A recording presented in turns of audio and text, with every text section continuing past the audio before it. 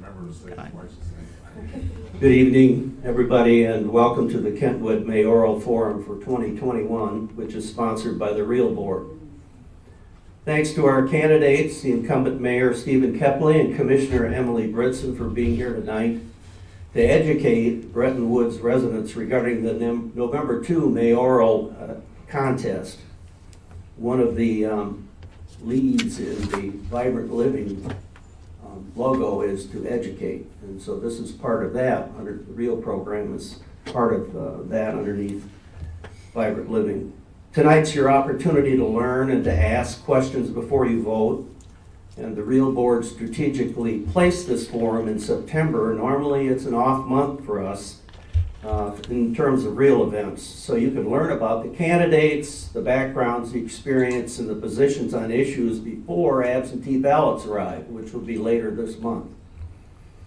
A little information about tonight and a few ground rules for the event, and then we'll start. First, just information: Breton Woods is located in Ward 2, Precinct 13 in the city of Kentwood. Tonight our candidates will have 2 minutes each to introduce themselves, tell us about their reason for running, their endorsers, past service in the community and or military service, and their goals for the city. Following this, our moderator, Brian Callahan, right here in the front row, will ask each candidate the same question until we get to the questions from the audience. Each candidate will then have 2 minutes to answer questions, and each will have a 30-second rebuttal if they desire. And then at the end, we'll have a 2-minute closing statement from each. Marion Hauptman here in the front row will function as timekeeper. While the candidates are answering questions, if you have a specific one and a question for one or both candidates, please write it down on the cards that are available. Carl's got some out back there. If you need a card, please raise your hand and he'll bring one to you. Please write it down. You can make it for either candidate or both. Someone will pick up your cards and take them to me, and I'll process them to Brian. After about 45 minutes past the hour, we will swing into that, and Brian will begin directing your written questions to the candidates. You may direct, as I said, to either candidate and indicate that on the card. Each candidate will be allowed, as I stated, another 2 minutes at the end for wrap-up comments. But in the interest of time, we're not going to take verbal questions from the audience. But after the forum, if you have something you still want to ask of one of them, please feel free to stick around and ask them in person. The literature from both candidates is outside on the table in the back. And please take any of it with you tonight that you'd like to have, because they will be taking their literature with them when they leave. As I mentioned earlier, our moderator for this evening is Brian Callahan up here in front. He and his wife Pat are residents in one of our Breton Homes condos for the past 4 years. They're both natives of Sault Ste. Marie.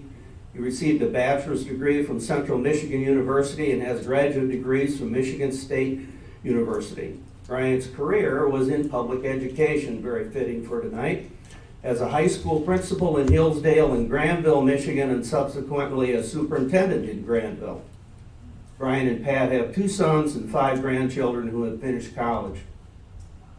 Brian's well suited to being moderator this evening based on that education, plus his community experience in Rotary, legislative chairman in the Chamber of Commerce, the United Way, and counties of residence, and as president of the State High School Athletic Association for 10 years, among others. He's a member of the Real Board, and he remains interested in promoting informed citizen participation in government. With that, Brian, we'll start out. If you would please allow the candidates to make their 2-minute statements, and start with Commissioner Bridson. Okay. So I've always believed that leadership requires more than balancing budgets and managing resources, and that you, our residents, are the most important part of our community. As your city commissioner for the last 4 years, this belief has become even stronger. That's why the last 6 years I visited 13,000 homes, half of those this year alone, to listen to you at your homes. I'm Emily Bridson, and I'm running for mayor because By letting me into your homes and listening to your ideas and concerns, you've helped me realize what Kentwood needs: a strong mayor with a strong vision. I started my journey as a citizen concerned about crime in my neighborhood and began attending regular city commission meetings. This led to an appointment to our Parks and Recreation because my background is a professional athlete and I do have a Master of Science degree in athletic administration. This work led to my appointment on the Planning Commission, where I learned how to work with the developers, the community, and local business owners to find a middle ground. And this was a perfect start of public service for me. When I was visiting your homes, whether it was by foot or scooter or bike, I started compiling a list of what I wanted to accomplish from listening to you. My work is grounded in being in our neighborhoods and bringing your ideas to life and solving issues. I will be the mayor that knows and understands your daily lives.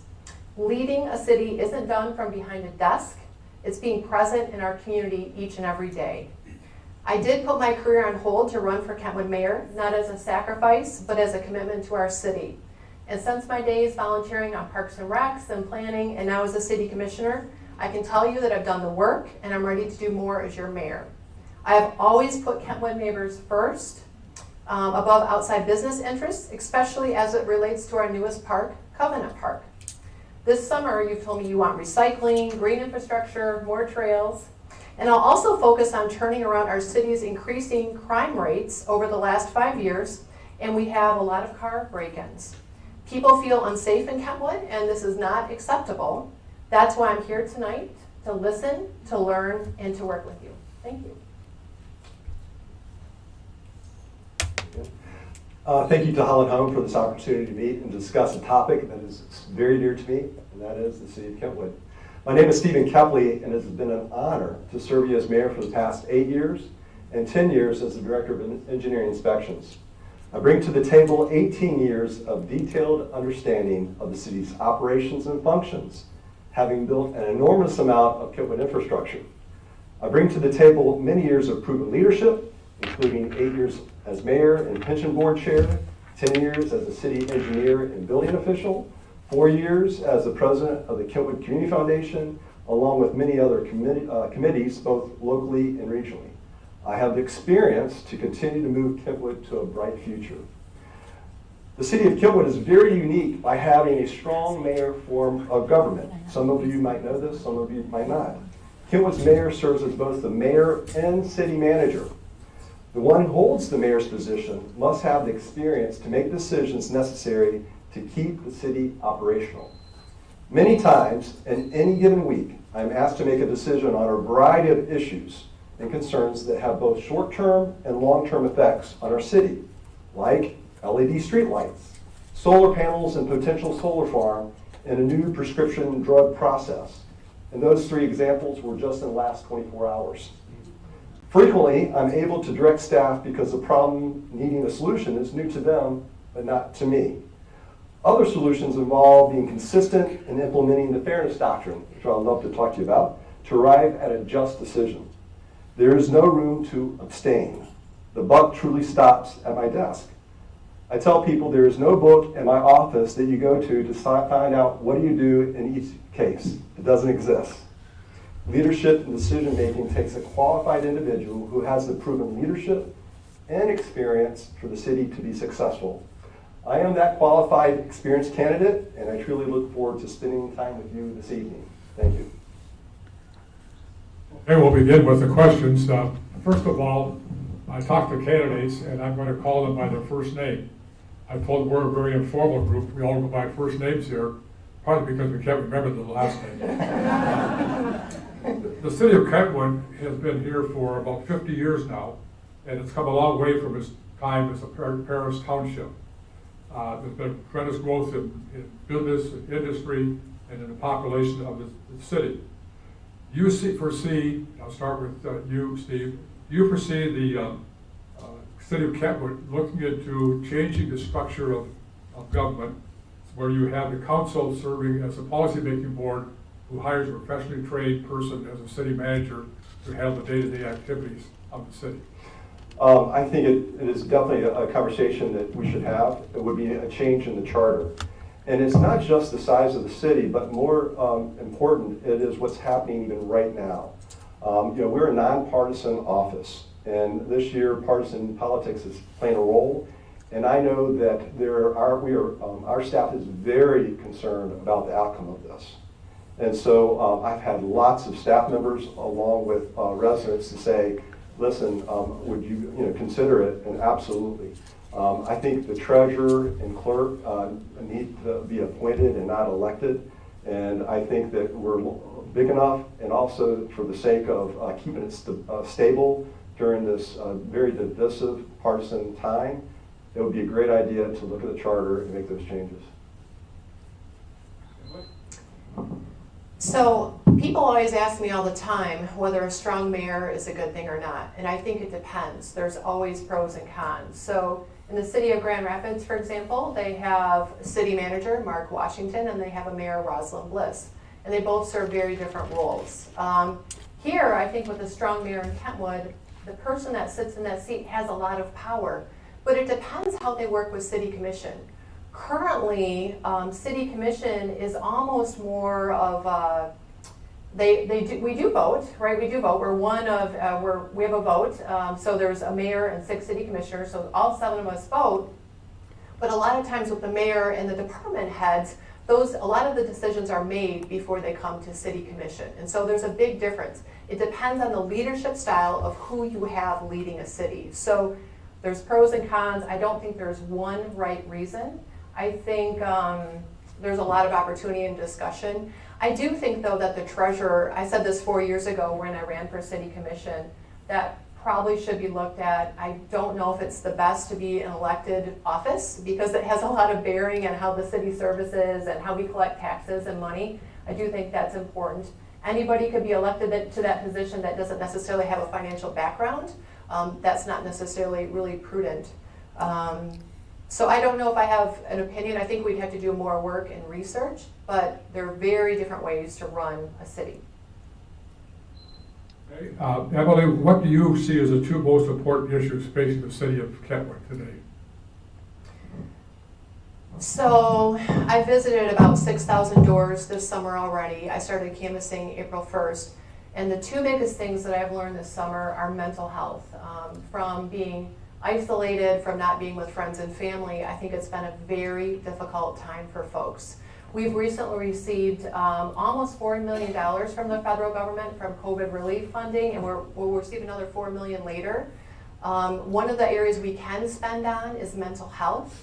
And I had a meeting with the Kentwood superintendent today, and mental health is a huge issue with our students, and they're behind from being out of school, and it's definitely very concerning. It's one of the areas we really need to look at. When we're over this phase, we'll still have a lot of time to recover, and things just won't go back to normal. We've lost a lot of things, a lot of the normal things we used to do. Life has really changed for us. The other thing that I think is really important is having a sustainability plan. I just got a question yesterday about all the flooding that's occurring in different parts of the U.S. and what are we doing to prepare for that. We should be investing in green infrastructure, and furthermore, we should be having a recycling plan. We don't have any means to recycle in the city of Kentwood, so that goes into the trash and it goes into landfills from folks that can't afford recycling in our city. If you've ever I've stood on the top of the landfill at Coopersville. You don't ever want to stand on the top. They're building more cells right now because we just kind of keep throwing things away. So for our kids and grandkids and keeping the water and the earth clean, we really need to have a plan, a long-term plan that is part of what we do each and every day that the city oversees. The most important thing that we have to consider is safety. Absolutely. The city spends 53% of its money on police and fire, and when you call 911, you want help and you need help now. So most calls I get right now is about safety. It's about what's happening right now, especially with car break-ins. And it's the number one item that has always been is safety. That's why we're a city, is to have a 24/7 police and fire and EMS, because when you need help, we need to be there. So it's about sustainability of that.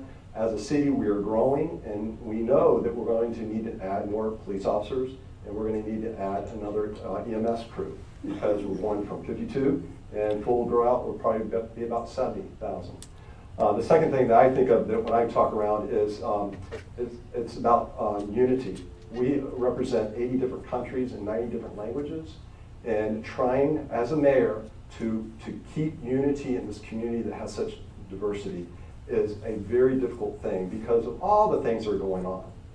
And it's the culture, but it's also the politics. And so I have spent a lot of time meeting people and getting to know them and actually connecting groups together to bring unity in this community. I think the only way we can have a strong community is, frankly, loving your neighbor as yourself. I say it all the time, but I think it is the solution.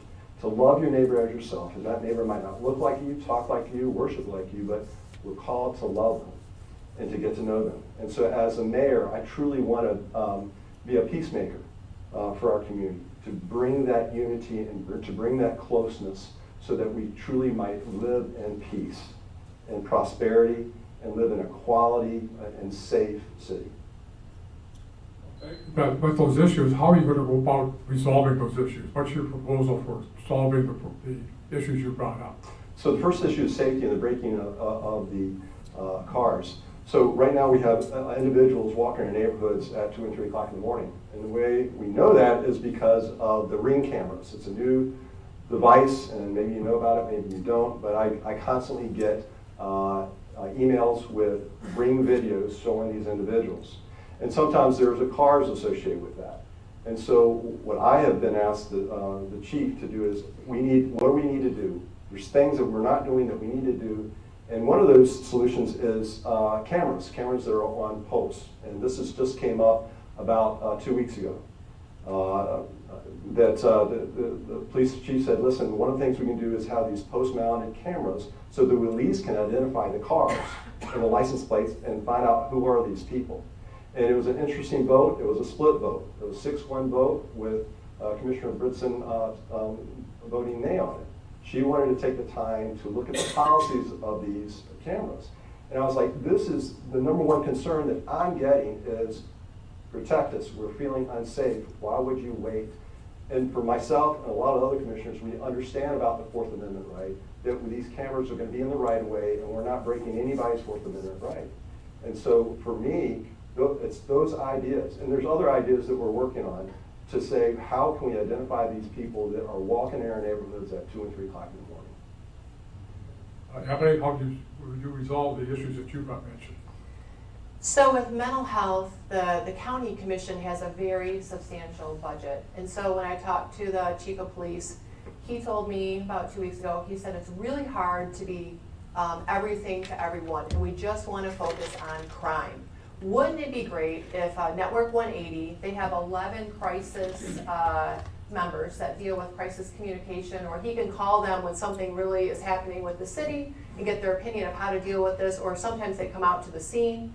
He said, we only have 11 for the county. Wouldn't it be great if we had more? He said, having 11 is like a drop in the bucket. There's so much mental health issue right now that we need more help. And so working with other county commissioners, talking with them, increasing the number of mental health officers that we have will take the burden off our police, which can then focus on crime, which he wants to do. To me, that makes a lot of sense. The other thing in terms of sustainability, I'd hire a sustainability manager. We don't have a plan in the city. We don't do recycling. We don't try green infrastructure. We don't have solar panels. There's quite a need. Every day people tell me when I talk with them, why don't we have recycling and when will that come back, right? They want trash and they want brush picked up, they want composting. So 5 years ago, people thought of recycling as an extra credit, extra service. They were willing to pay for it. And now, right now, people tell me, if recycling isn't a part of my taxes, what are my taxes being used for? So people really care about the recycling and making sure that our water's clean for future generations, for our kids and our grandkids. I think that's really important. So hiring a manager to implement a long-term plan for the city is what I would do. And they would be part of my team and we'd work together on a daily basis. Next question, Emily. At one time, we had a newspaper in this community that covered all local government, what was happening in local government. and now the only thing local that seems to be covered is crime. What can be done by the city to improve communication with the citizens, businesses, about issues that the city is facing? Well, I'm glad you asked that because it's really interesting to me. Whenever I watch the news, it's like crime happens in Kentwood, and then the next news it's like local store opens in Grand Rapids, and it's really in Kentwood. So I feel like we kind of get the short end of the stick when it comes to news, right? I wish they would say new business opens in Kentwood when it really is in Kentwood. So we get both the positive, more of those positive news cycles. To me, I've always proposed having a full-time person that does communication and PR for the city. Right now, we hire an outside contractor and they work part-time for us. I think there's a much broader need to have someone on site full-time, and I've always advocated for that. Because we don't have a newspaper, because we don't have a radio station, we really need more communication. A lot of the issues I talk with residents every single day, it really comes down to communication. Maybe we just didn't communicate well enough, or maybe there was a step missed. So solving a lot of our problems, I think, is solved with communication. So I would keep investing in that as a city. I think it's critical. When I ran for mayor in 2013, one of the main issues is communication, both inside out and outside in. And so one of the things that we did in my administration is to hire a Sabo PR group. And when you look at a need for the city, you look at, do you hire full-time? Do you do part-time? Do you hire contractual work? And we have a process of analyzing what is the best fit for what we need. And we had a 3-hour conversation in the city commission about hiring a full-time person versus hiring a consultant. And we hired a consultant for many reasons. First of all, when you hire one person, you're hiring one person, and they have one set of skills. But when you're hiring an organization like Sabo PR Group, you're hiring a team of people. And so, yes, you can have one person that will spend quite a bit of time with the city, but yet if they're on vacation, they're sick, there's backup. Plus, if there's a need for special writings or movies or videos or any type of other needs, it's the team that you're hiring and not just one single person. So again, just at the last city commission, we renewed our contract with Sabo PR Group. It was a unanimous vote. Everybody voted for that. And it was the right decision because we're hiring a team of professionals, and with that, we get a wide variety of skills to handle the job. And so in my administration, since I've been there, we have completely radically improved all types of communication, whether it be our website, whether it be our social media. We have increased it 1,000-fold concerning what we do. Well, we used to not do anything like that, and now we're putting out a lot of information. And in response, we're getting a lot of responses from our community. Residents are now involved. We used to have 300 people show up for a concert, and now we have thousands of people showing up for a concert. So it's working. Steve, it seems that most employers in this area have a difficult time finding employees. Right. The question is this happening to the city? And what are the impacts is that having on the budget? Since most employers have raised their pay scale in order to try to find a job. How does this affect the city? We're experiencing it like everyone else. It is very difficult to get high qualified individuals to come to work for the city. And so we are actually right now doing a study, a compensation study. We try to do it every 5 years, and we're doing it this year for this sole reason, is where is the market and where do we need to be? It is a concern. And yes, budgets are going to increase because of this issue.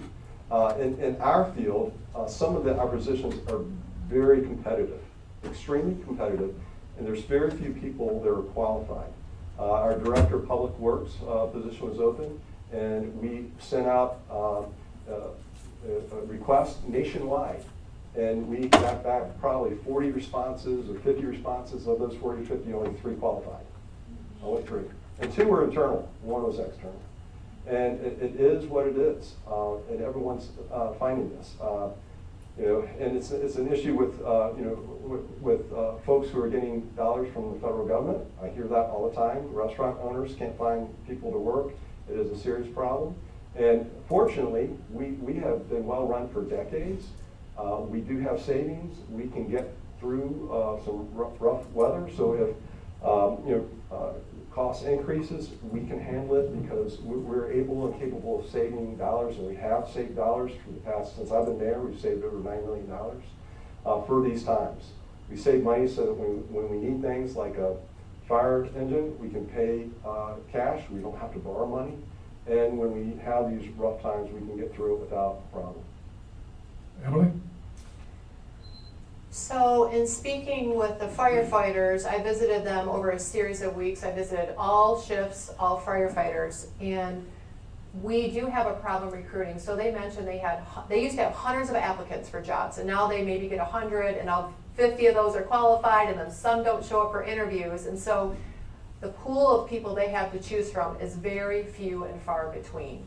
So some of the things they told me that would help, for example, for the facilities, we have 3 fire stations. In 2 of the 3 stations, we don't have facilities for women. We actually don't have showers and locker rooms for women.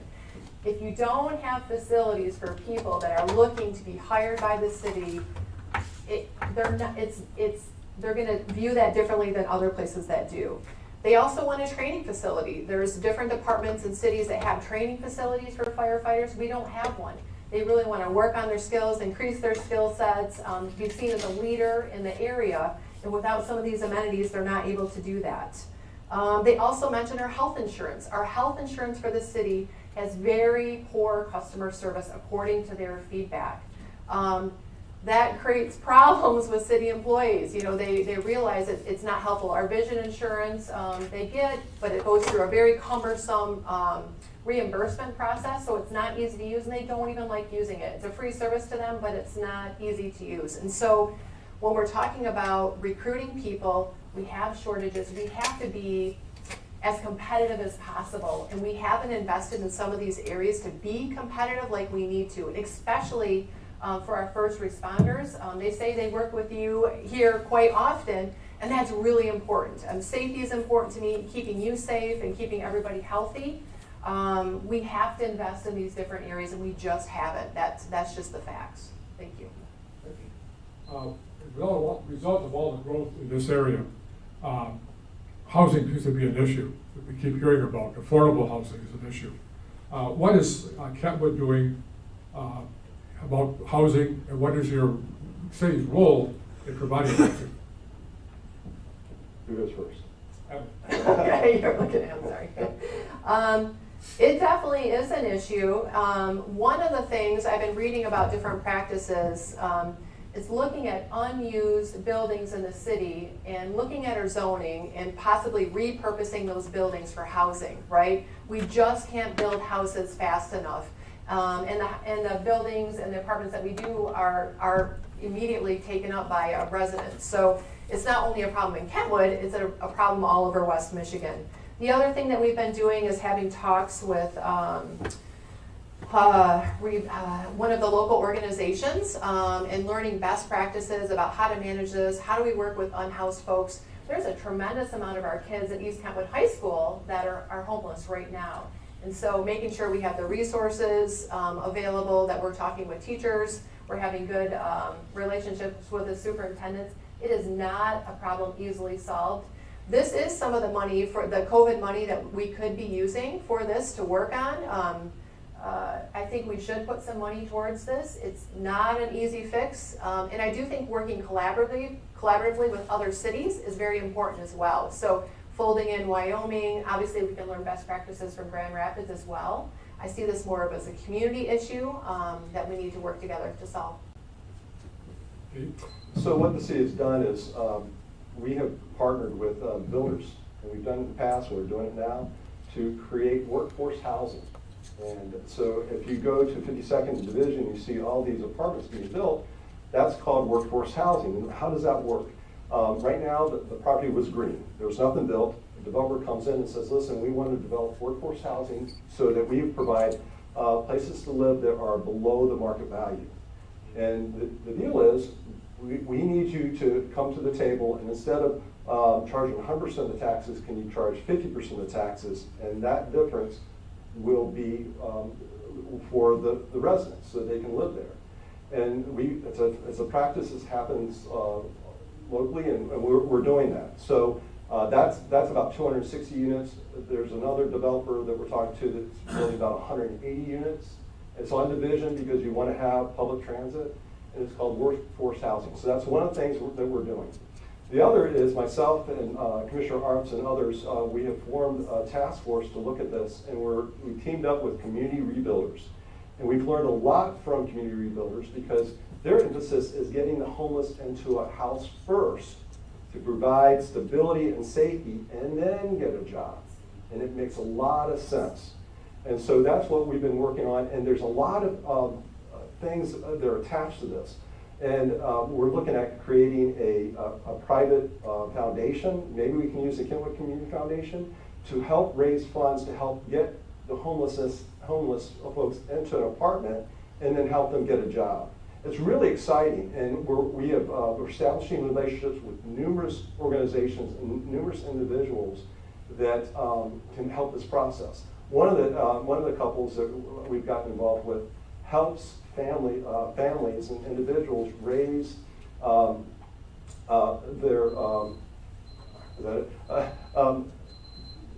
raise their ability to borrow money, their credit score, so that they could actually get into an apartment. So it's really unique, all the aspects of helping people get to the next step.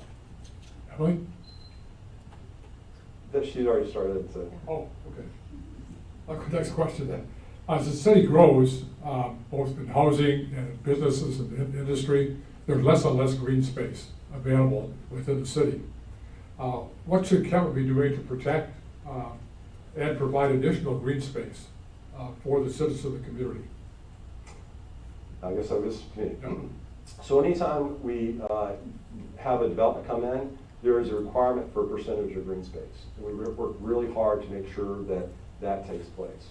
But one of the things that just happened, and you probably heard about it, is Covenant Park. Some of you know it as the CAC, or you play golf out there. And frankly, that was about 2 years of my life working through that process. We first were trying to look at buying it, and when we couldn't buy it because of lots of issues, an incredible individual came up and wrote a check and gave it to us. And so here, there is 109 acres of beautiful space.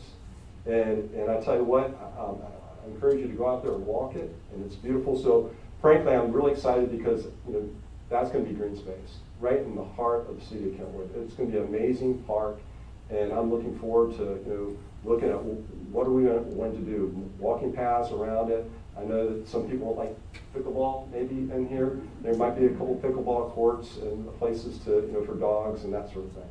So I'm really looking forward to seeing how that ends up.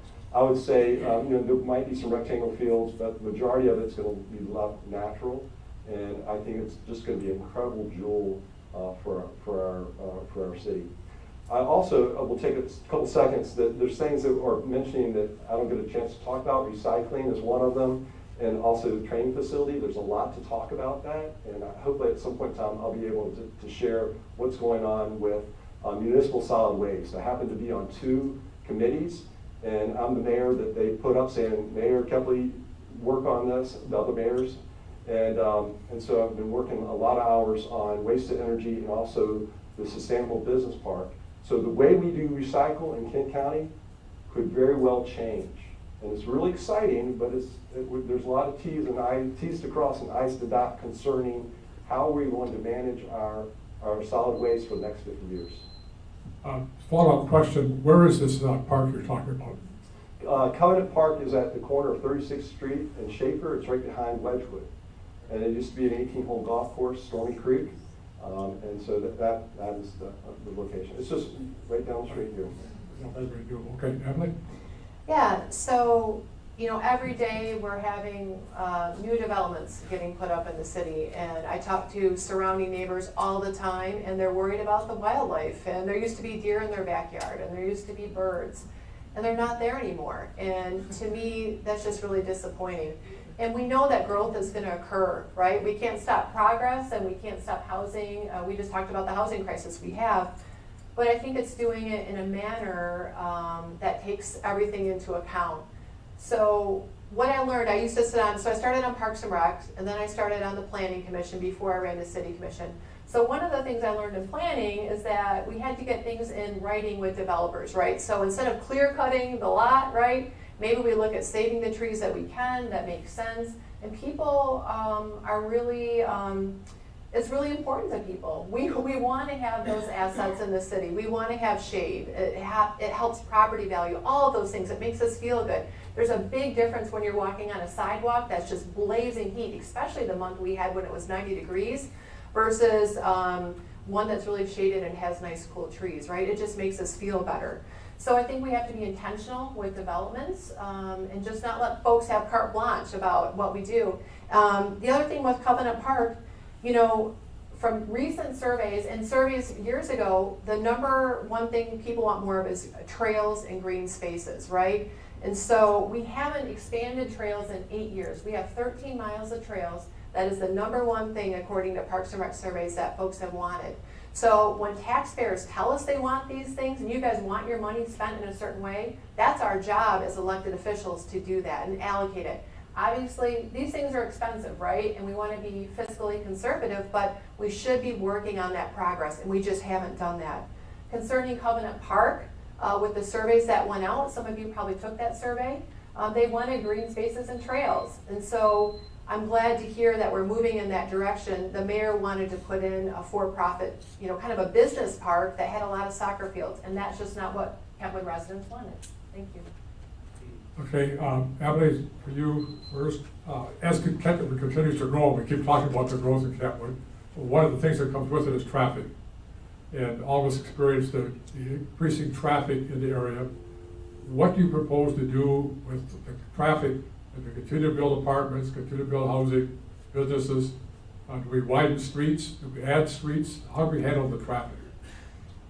Well, I think that's really important because a lot of the issues we've had are with speeding through neighborhoods, speeding through thoroughways. I mean, it's been excessive. Even the police chief said, you know, during COVID, it's just increased, and there's no rhyme or reason why. So we did buy another speed board, which, you know, when you drive past it, it shows how fast you're going. So I think we have 2 now. And those move around in the city, and when I'm in neighborhoods, I tell the chief which new road that it should go on, and it gets kind of queued up in there. But to me, that's almost a Band-Aid. It doesn't really change behavior. So what changes behavior? So for me, a long-term method is traffic calming measures.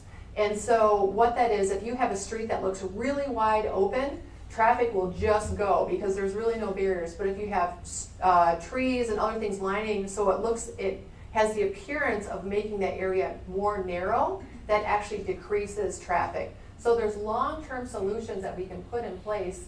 And to me, you know, we have a lot of folks that use our sidewalks, kids that ride their bikes. It's really concerning to me, right? We have folks now that aren't stopping for school buses, right? They zoom right by them. Those are issues I get from bus drivers calling me saying, I'm concerned that a kid's gonna get hit when people aren't paying attention. So I think having long-term solutions to traffic is very important, and working with neighbors as well. I think we have to do that. The other thing we could do that Grand Rapids does, some other cities, in the summer we could bolt in some speed bumps to see if that deters it, and then when winter comes we could remove those. Those haven't had much of an effect, but we could always try them. That's something the city has not tried in areas where we're experiencing a lot of traffic. We could try new things that we haven't before, right? It's an issue. We have to be creative to come up with solutions. Steve? Well, you might know a person, Gordon Stark. He's part of the residents here. He was the city engineer for a very long time, and he was a very good engineer. And when he had the forethought of when he was laying out the city of Kentwood as it was growing, he designed for growth. And so, you know, we have the streets, the main streets right now that are wide enough to handle the traffic that is needed. So, you know, we have the 5-lane, we have the 3-lane. Well, the one thing that we want to do is make sure that we have the controlling mechanisms to sort of slow traffic down for the new streets. So there is a concept that if we build a new streets, and we do sometimes build new streets like Walma, is we try to narrow down the streets to provide a feel of when you want to go slow. Also new development, instead of designing a straight road, you design it with curves so that you can't take it fast. So I think when you look at our infrastructure in our main corridors, whether it be 44th Street, 52nd, 60th, KZU, Division Eastern, they've been designed to meet the maximum capacity. So we're not going to go wider than that. But when it definitely comes for the new streets, we're yes concerned about quantity, but we're also concerned about quality, the quality of the drive, and making sure that people slow down. So if you ever see Gordon, thank him. He did a great job, and so that's what's going on. Okay, again, as the city grows, so does the crime rate. You both have touched on that, and especially it's increased over the last 5 years. Do we have adequate funding for the police force? There's always talk in different places about the police force being defunded. Is this something that the city needs to look at, increasing the police force, or are there other solutions to dealing with crime? Right. I'm just be perfectly clear, I am not for defunding police. Those who say it do not understand how it works or how the money is being spent. The majority of money being spent on police is people. The problem is, because of all the negativity that we have towards police as a nation, we have fewer and fewer people who are wanting to be a police. Right now, we have 7 vacancies. I just signed a piece of paper to hire 4 more. When they're able to hit the street, we're still going to be down by 7 because of retirement. Right now, when police have the capability of retiring, they do because of the tension and the pressure being put on them. And so concerning dollars, we do have the dollars right now. As I've mentioned before, we're very good at budgeting, and we're not like the federal government where you use it or lose it. Just because it's budgeted doesn't mean that you use it in the city of Kentwood. That's why we're able to be very sustainable. And I could get into details of the police and fire millage, where it was approved back in 08, 09. It was supposed to last 10 years. And here it is in 2021, and we're still up on the normal curve of this millage. So it looks good for quite a way out. So I'm not looking at needing dollars for cops or for police right now. But you look at the national number for officers is 2.6 officers per 1,000. We're at 1.4. So we have 1.4 officers per 1,000. You'd be surprised at how many officers are on the street right now at night. I doubt you'll guess the number. It'll be too high. We really need to hire more police officers because we're already down by 7. But I also think because of what is happening in our neighborhoods, we need to increase the number of sworn officers from 72 on up. So it is a concern right now, not because of the dollars, but because of trying to find the individuals. And we have a system that we're looking at to bring people in, starting at the high school, actually the junior high school and the high school. So I'm not for defunding the police either. I talked to a gentleman last week, and he says, I feel unsafe in my home, right? His car got broken into. He had a gun in his car, and that was stolen. I have a good friend that lives across the street. So my friend had to put up a security camera and lights because he learned about crime in his neighborhood. And this is a nice, newer neighborhood. Even though it doesn't matter because crime happens everywhere in our city, it's just not acceptable anymore. With the policy of the camera, so we did purchase 1 camera. I do believe in using new technology, but we should be thoughtful and look at a policy first. The best practices are talking to the community about how we're going to use new technologies before we actually implement them. I'm all for using them, but being thoughtful about how we are in communicating with the city first. I think, so we did hire recently 2 new positions for the police, and one was specifically to free up an officer to do recruiting. As it's been mentioned, we have 7 openings, and then with the ones that are going to get filled, I think there's 4 or 5 more that should retire. So it's a never-ending battle. It's very competitive. There's many different cities that will pay for tuition just like we do, or have all these things. Kent County has pensions still, right? The city of Kentwood, there's a lot of cities don't have pensions anymore. So just a very competitive place. We need to retain as many police officers as we can. Crime is definitely an issue, and we need to continue working on it with the police chief, and I've already started that process. Also mentioned, Emily, that the city has become much more diverse. You mentioned all the different languages and people. What is the city's role in dealing with the issue of diversity? Well, I can tell you during COVID, I went to a couple business owners on South Division, small business owners, and they happened to speak Spanish. They had no idea that there was PPP help to help them during COVID, right? So I called up the Small Business Association of Michigan, talked with Brian Calley, really great guy, I really like him. He's like, well, we just don't send out the resources, we only print them in certain languages. We really aren't reaching out to everybody. And I thought, goodness, if we're not reaching out to small business owners so they know what resources they have, especially in languages other than English, which we should, as a city, we should step up and fill in that hole, right? We should be supporting our small business owners as best we can, realizing we can't be everything to everyone, but we should be sending out basic information to small business owners. I talked with our new superintendent. He was worried about how we're going to support refugees from Afghanistan. They're coming our way eventually. I have a good friend that works at Bethany, and they have folks that are getting ready to move here in our community. So how do we support them? They speak 4 different languages. We don't even know if we have folks in our schools that speak those languages, right? There's a lot of help that we need to give folks as they relocate to our community. And the city can be part of that, ensuring that we're working with the school district, the Board of Education, local community groups.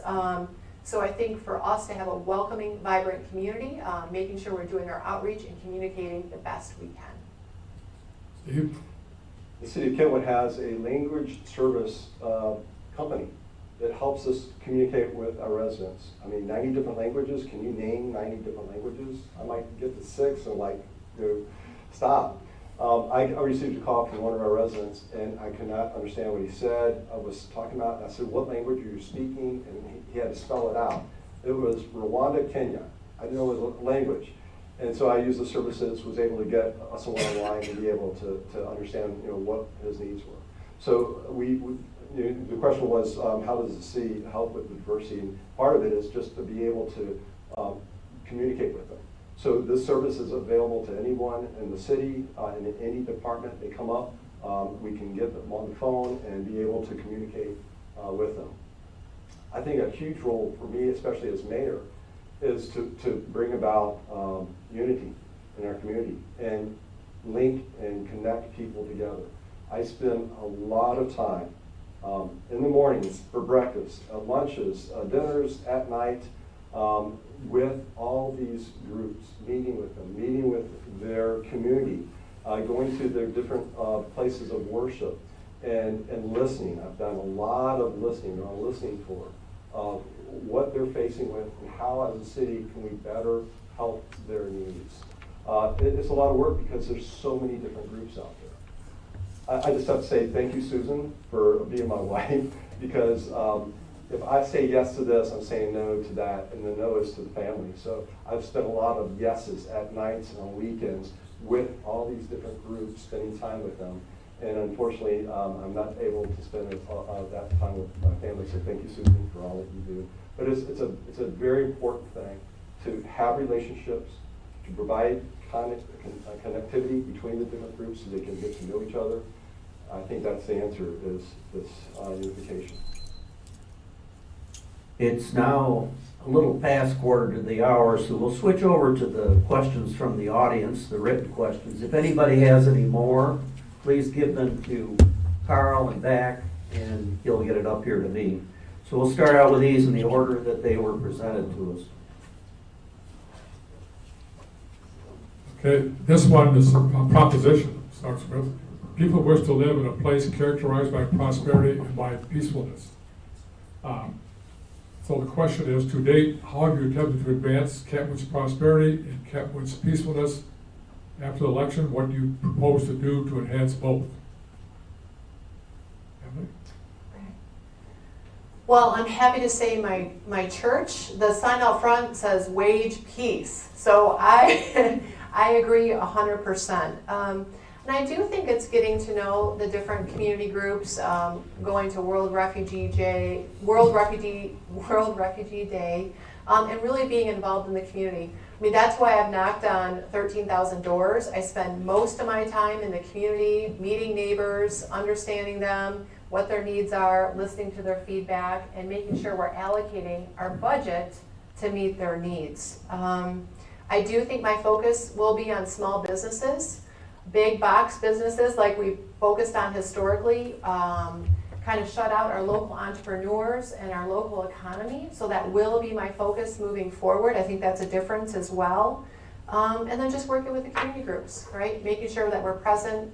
One of the other things I think are important is folding all the different community groups into our solutions. So whether it's boards and commissions or our city employees, they should all be part of the solution. A lot of times the feedback I get is they don't feel like they're heard and they're excluded from the process. We have to do a better job to make sure all those voices are heard. We're an extremely diverse community like we've talked about all night tonight, especially we need to talk about immigrants and refugees as part of that.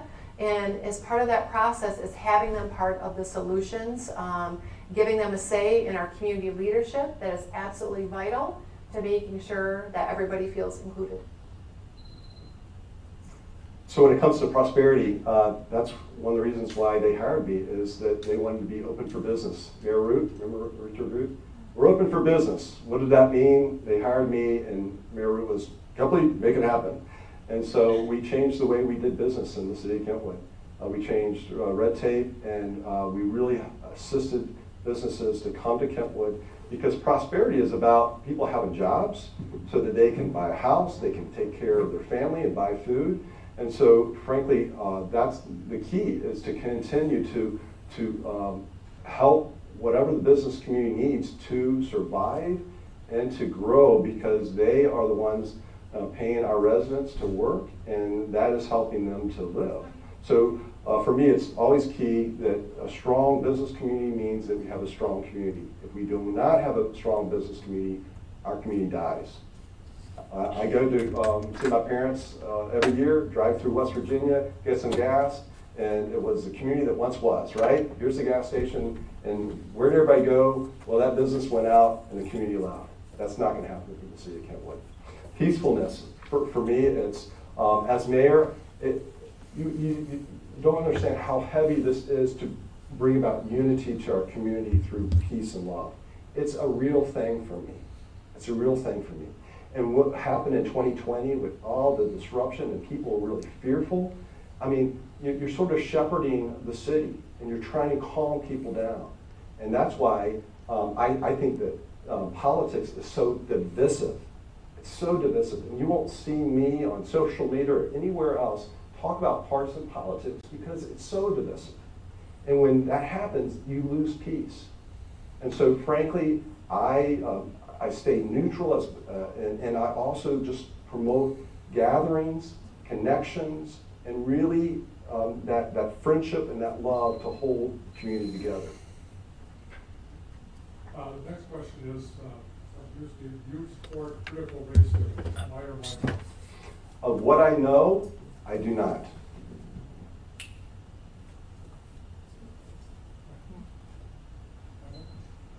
I don't know that much about it. I mean, teaching our country's history, I think, is important.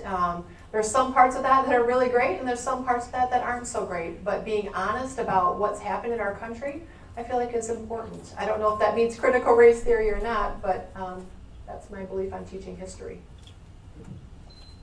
Question is, living at Holland Hall, Breton Woods Drive is getting busy. They're concerned about Stanahan Park at night, cars in and out. What can be done with the traffic on Breton Woods with all the new housing being developed on this road and activities in the park? Well, that's a fair question, and yes, I drove around here really thoroughly before that because I knew there were concerns about Stand-Back Park and traffic, so I really empathize with that. For me, I live in a cul-de-sac, so I don't have a lot of the traffic, but it's really important that we feel safe in our homes, that our kids on bikes, and that we can walk along paths and feel safe. I think making sure, I would love to see the police do more driving through our communities, through our neighborhoods. Many people that I talked with this summer really have that belief.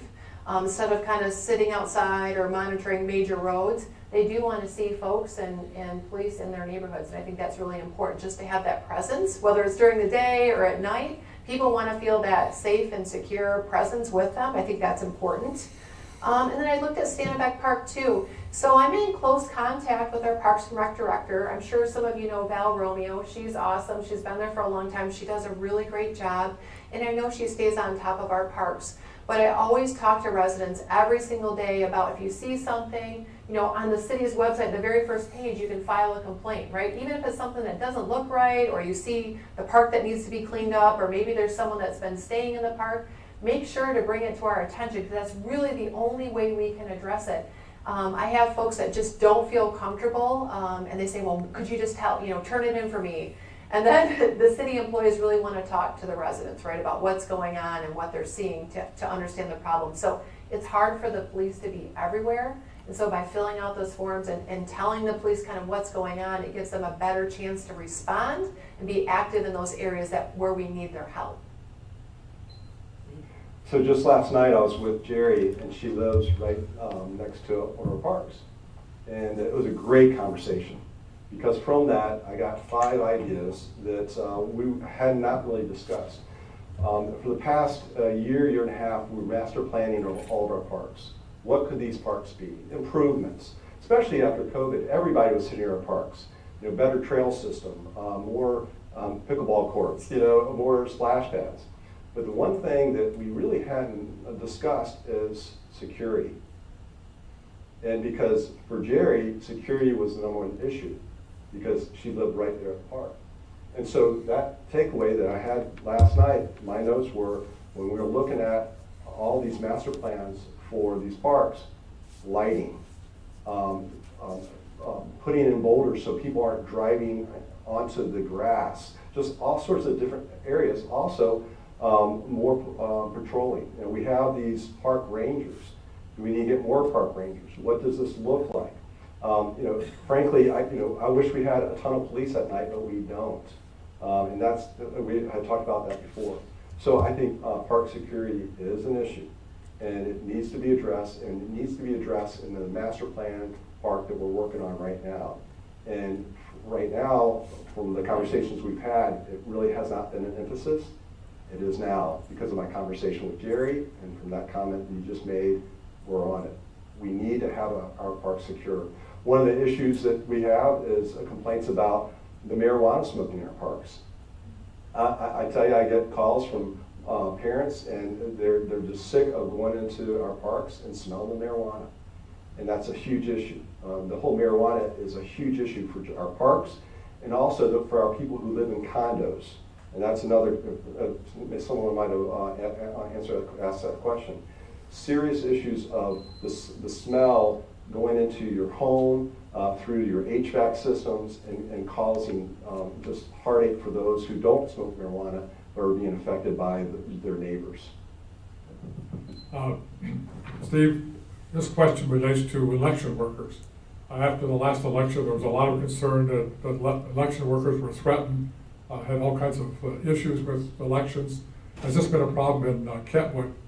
And if so, has anything been taken to work with this? I have never had a report that an election worker was threatened here in the city of Kentwood. I know that Dan Kostunik, I meet with Dan prior to election to see, does he need everything? The last presidential election was really unique, where I encouraged him and actually did build a temporary wall so that he had more room for absentee ballots. Because once you start opening up absentee ballots, that team cannot leave, and no one can enter, and they just need, because of the drastic number of ballots, they just need more square feet. But I had not heard of any threats or anything concerning the poll workers at all. So as far as I know, the system worked. I know there's a lot of people that are talking about an audit. I'm very open with an audit. I think everybody's watching Arizona to see what's taking place there. And, what is it going to hurt? I think, by doing an audit, if it makes people feel better that, the system works, great. Let's get it done if we need to, just to, calm everybody down. Emily? So I haven't heard of folks have been threatened. I don't think this is happening here as well. I do think, if we're talking about just elections in general, I think doing more voter education and outreach in our community is part of what we should be doing to educate. There's folks that have come from different countries that have never had the privilege of voting before. I'd love to see us educate, this is what you do. Here's what a polling station is. This is what happens when you get to a polling station, right? Here's the ID that you might need. Here's what a ballot looks like. There's a lot of us, that live in Kentwood that are excited and that haven't voted for the first time. And they just don't know the first step of actually how that works and what that looks like. I'd love to see more of that happen in the city. But in terms of, I think the clerk has been pretty proactive with what he needs. I know he's bought more equipment to meet the demands, but I would like to see more drop boxes too throughout the city so it's more accessible. But overall, we haven't had a lot of complaints with elections and how they're run. We've been very fortunate that we've had good controls and measures in place. It reminds me, I went to drop off our ballots, or request for absentee ballots on Friday afternoon. That office was closed, so they're still in the car. I remember it's back out there. Next question, Emily, what percent of your campaign funds come from inside Kentwood versus outside of Kentwood residents? I have no idea. I'd have to take a peek and see. I honestly don't know. All I do is I try to call people every day, so we've been pretty good about fundraising and reaching out. We've wanted to run a really smart, competitive campaign, and so I have call time probably 4 or 5 times a week, but I honestly don't know. I'd have to look. I'd have to get back with whoever answered the question. I'm happy to look and see. If you look at just the number, I would say 80% came in from Kentwood at least. If you look at just the individual people who gave, it could be higher, but I would say it's probably at least 8%. So some of these questions have been answered already. So cool.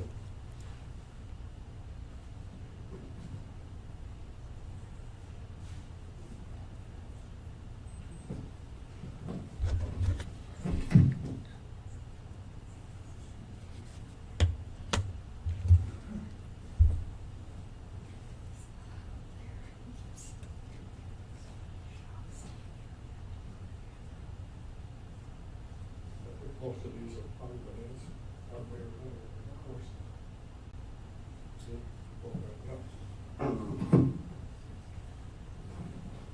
So do we want to have a...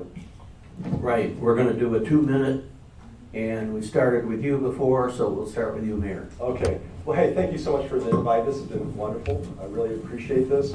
I was going to talk about things that are actually on my brochure back there. So I'll just highlight public safety as number 1, business employment is number 2 for me, quality of life, and unifying the community. Those are the 4 things that are really important to me, and I'm going to let you read that back there. What I really want to talk about is some of the things that were mentioned here, and it has to do with training facility, recycling, and trails. I'll do this really quick. So the training facility is really interesting. Dr. Pink, he's the president of the GRCC, has reached out to me, and I'm helping to formulate a group so that we can create a training center for our police, our fire, DPW, and anybody else with the GRCC, so that their students can actually train with our employees, and instead of having 6 different training facilities, we have 1 quality one. So that's a really exciting thing that I think we'll get to. When it comes to recycling, anybody in the city of Kentwood can recycle. It costs like $4 a month to recycle. What's really problematic about recycling is how much damage recycling causes to our environment. because of the extra truck that goes around to pick up the recycling, does more damage to our environment than actually recycling the materials. Isn't that crazy? I'm on 2 committees. One is the Kent County Municipal Solid Waste and also Kent County Waste to Energy. I could talk about this for an hour, but I'll be just very brief. The solution could be that we pick up one trash can with all your trash and it gets sorted at the facility. They'll recycle it, they'll put things into mulch, and then they could also make product out of it. Right now, Kent County, the commissioners are looking at selecting a company to run this facility, which is down south of 131. The last thing I'll say is trails. I had the blessing of helping with the master plan of our trails, and we went and we built a lot of trails and we had to stop. You know why? Because we ran out of land. We can't build on something we don't own. So we have master planned the trails. And one of the biggest things that's happened is Patterson Farm. Unfortunately, Mr. Patterson passed. But yet it's an opportunity because he did want a trail to go on his property. So that you're going to probably see at least 2 trail projects start just because land is available. Thank you so much. I appreciate your support, and I do love you so much. Vote Kepley in November. Thanks. So thanks for letting me come here today. It's been really nice meeting everybody and learning about Holland Home. I didn't know much. Luckily, I was shown around before I came here just to get my bearings, but I really appreciate being here tonight. You know, Kentwood is a really special place to all of us that live here, and we want our kids and grandkids to stay here and have their kids here as well. And to do this, we need more trails. We need more green spaces. We need job opportunities for them. And we need to have a safer city so people aren't worried when they're at their homes. Younger generations, right? They want community art. They want solar powered buildings. And they want to live a happy, healthy, balanced life where they're not working 1,000,000 hours. If elected mayor, I'll work tirelessly to create a vision where these wishes become a reality. We want to retain our young people in our city to continue and grow and prosper as a city. And I'm ready to be your mayor. I'm honored to earn your vote November 2nd. As we talked about, absentee ballots will come out in a couple weeks. My literature's out there. It has my cell phone on it. It has my email. I talk to people every day, or if you want to talk to me privately, that's great too. If you want to email me more questions that you have, I'm happy to answer them. I do that all the time. I'd love for you to reach out to me. That's the best part I think of this job is connecting with others in the community. And that's what I really appreciate it. So thanks so much for your time today, and I'm just honored to be here.